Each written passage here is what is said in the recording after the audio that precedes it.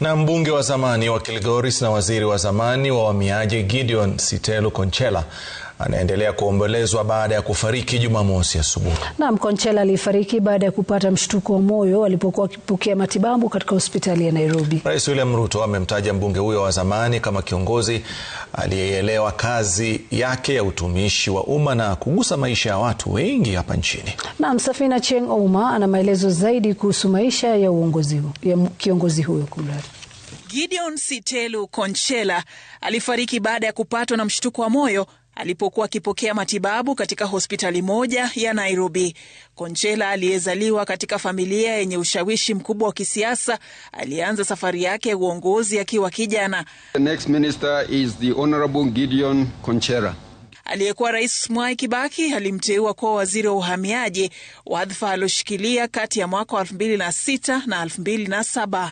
Konchela pia alihudumu kama mbunge wa Kilgoris kwa mihula kadhaa kati ya mwaka 2003 na 2022 alipogombea kiti kwa tiketi ya vyama kadhaa ikiwemo PNU na URP. Anakumbukwa pia kutokana na tofauti zake za kisiasa na aliyekuwa mbunge wa Emuru wa Dikir Joanna Ngeno. Viongozi hao wawili mara si moja walijipata katika mirengo tofauti na maoni tofauti, kila mmoja akijaribu kuonyesha ubabe wake katika siasa za Transmara. Kupitia mtandao wa X, Rais William Ruto alimtaja mbunge huyo wa zamani kama kiongozi aliyeelewa kazi yake ya utumishi wa umma na kugusa maisha ya watu wengi. Spika wa bunge la kitaifa Moses Wetangula amemwomboleza kama mtetezi wa watu. Naye gavana wa kaunti ya Kajiado Joseph Ole Lenku amemlimbikizia sifa kwa kuongoza wakazi wa Kilgoris na ujasiri, hekima na msukumo wa kuigwa. Jamaa na marafiki wake Konchela pamoja na wakazi wa Kilgoris wakiendelea kumwomboleza. MP wetu, former MP, amekuwa peacemaker, amekuwa na wenyeji vizuri, so tumehuzunika pakubwa.